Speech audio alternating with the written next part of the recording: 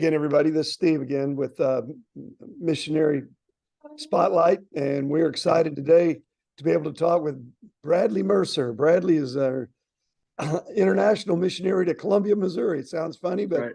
we're excited to have him come. Bradley, how are you doing these days? I'm doing really good. I'm doing really good. Summer's been so busy, so busy. Been gone just about every weekend in that deputation process, raising support. But it's been a blessing because the church has really been getting behind this unique style of mission, and a lot of people are coming beside us in support, even in North Carolina and other states in the country, which is super cool to see, and it's a blessing. Yeah, no, I've been really excited about that because I didn't really know what kind of reception you were going to get in other states because you were coming to Columbia, Missouri, That's on the right. University of Missouri, because there's universities all over the place. Yeah, and that's kind of unique because I right at the beginning, I'd say in May, whenever I first really started fundraising, because I've been doing it since January, but you can only do so much until you get out of school. Right. But one of my challenges in my mind was, how am I going to be able to get North Carolina churches, where I'm from in Raleigh, anywhere else I go besides the state of Missouri, how am I going to be able to communicate well, like what I get to be a part of, with them wanting to support it? Because obviously I'm in Columbia, Missouri, and that's like the whole state of Missouri is excited. But whenever the whole idea of the Access Ministry, um, just wanting to mobilize students, wanting to mobilize missionaries from all across the country in different diverse college towns, not just in Missouri, communicating that part of the mission. Man, people are so excited about that. And like one stat that I shared the other day, I don't remember what church I was at actually, and it's kind of bad, but I don't remember what church I was at, but I was here in North Carolina. But I shared that there's over 6,000 international students at NC State, and they're like, what if we had the Access Ministry in Raleigh, North Carolina as well, not just in Columbia, Missouri? So that's how I've been communicating it, and people are like, yes, let's do it, let's go for it. We want to get behind this. So it's been really exciting to see. Well, and that's not that what my thoughts mean a whole lot here, but that's my vision for it. I hope it spreads. I hope we have Access chapters in all over our That's right. country one day, reaching international students, reaching even some of our American college students, because I really believe that our universities are a mission field of them in and of themselves.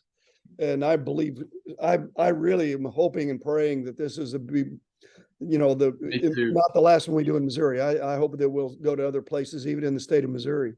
And so, Me too. Yeah, it's definitely, it's unique, and it's kind of outside of the box, especially I guess for our denomination. But man, if the church can really get behind this, I know it's something small, but it's something small now. But if the church can really get behind it, we can be all over the country, and we can change really the entire world. I don't think that's limited. I don't think that's outside of what God's capable of. Getting inside the universities and sending students back to their home country to make disciples of their own. It's special. It is, and we're just so excited. We're really excited. That's the thing of being able to see the potential of this, because we could think about sending an army of people back to countries Absolutely. we may not even be able to access, and send missionaries that already have the language, already have the job, everything worked out. All they need to do is just share Jesus with people around them. That to me is so exciting. Absolutely. And Steve, one of the questions that I get is like, how are you going to be able to find the right people to mobilize all over the country? And one of the things I say is, look, it was just like me. I was in the same situation. Coming out of about to graduate college, I didn't really know where the Lord wanted me to go. I knew He was calling me somewhere, whether that be church planting or the mission field or whatever, overseas. I didn't know what it looked like. But there are those students all over the place, like, how about we give them a little bit of experience with the Access for a couple years, and just plant their own location in a different diverse college town, so they can say, hey, this is something that I can see doing the rest of my life. Yes, yes. Yeah, That's something that we want to do. that's right. And something else, let me just say this to the people that are watching us today. If you have students, Free Will Baptist students that are coming to the University of Missouri to study, please let us know who they are, because Yes, we would love to challenge them to be involved with Bradley in this ministry. right. And it would be a great thing for them, not only in their educational process, but as believers. What an opportunity to let God use their college years to help change the world. And Yes. so I'm excited about that as well. Yes, me too. Now, share a little bit about where you are, what your plans are. I know we've got a pretty important date coming up in September. Share some things Oh yeah. about that with us. So yes, I mean, we're sitting probably in support wise, we're probably sitting around halfway there, around 50%, which has been a blessing. That's been since the beginning of the summer. We are probably at the beginning of the summer, we are probably at 20%. So we've raised a significant amount of money to be able to move.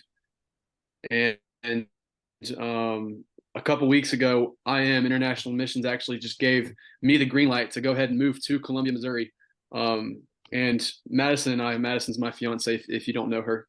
Madison and I signed the lease on an apartment literally a week after that. And it was so special how it worked. It was a God thing because we had to pull out of our first application, and because there was just a lot of factors going on that weren't being communicated well, and we had to pull out of our first application, and we were kind of discouraged. But then after the national, we all people from IM, me and Pastor Aaron Pontius, we kind of sat down together, and we finally just got to talk about when I'm going to actually be able to come to Columbia. And after we looked at the reports, the financial reports, and read up on those, they were okay with me finally moving, even though I'm not fully funded. But the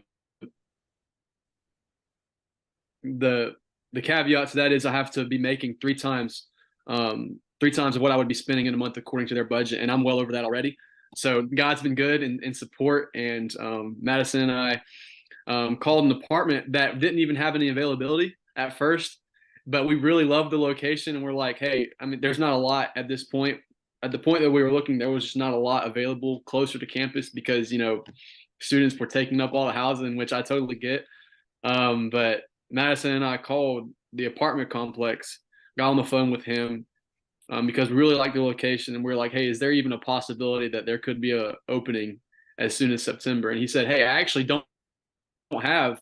There's actually one unit that I have that's going to become available in September, and because we know they're not going to release, I can guarantee you if you sign up for it now, or not sign up for it, but if you apply for it now, I can pretty much guarantee you a spot.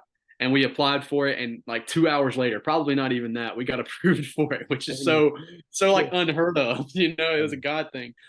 So all that being said, I finally get to transition to Columbia September 13th. So I'm so excited. I'm already doing a lot of furniture shopping, man. It's getting me eager, man. I'm telling you.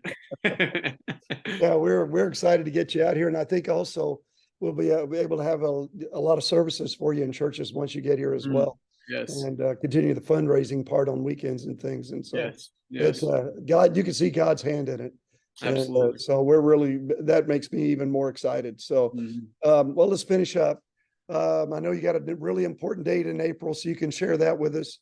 And then a few prayer requests. Let us know what we need to be praying for Bradley and the Ministry of Access here in Columbia.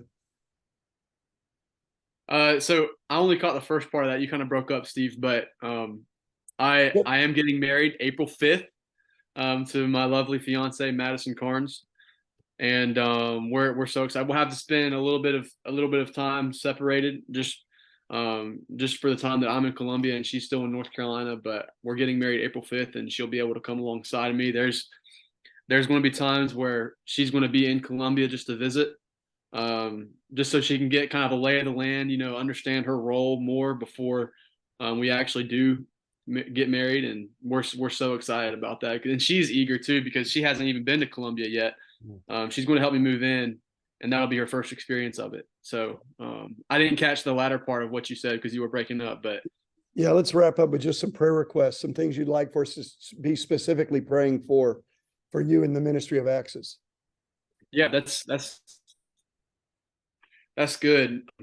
I would say first and foremost is as we get closer to the time where I'm actually transitioning to Columbia, that the transition just goes smoothly, because there's just so much in life right now that is just changing, and a lot of cool things that God is doing, and just pray that a smooth transition happens. And then after that, like, I'm able to meet the right people, make the right connections, and so that we can get the Access started finally, and on the right foot, and for the glory of God. We want to do this well, and there's going to be some things we run into that might not work, but pray that those things are learning curves, learning curves, and yeah, and just pray that the gospel, the gospel would begin and remain the foundation of the Access, and that's even part of our life too. Anything outside of our life, anything outside of the gospel and how we live our lives is just, I believe, we're living it in vain. And we want the Access to just be grounded and rooted in what we're all called to as Christians. So just to make disciples, and we want to do that well. So thank you for praying for that. I believe in the power of prayer, and especially if we pray together corporately, man, we're amplifying the power of it. We really are. Yeah. So thank you for your prayers and all that. Yeah. Well, let's we just want to wrap up by saying thanks for being a part of Missouri and state missions and our Show Me plan. And we're just excited to have you come our way. And we're just so excited to see what God's going to do. And so we can't wait for September 13th. Me too. I'm looking forward to it.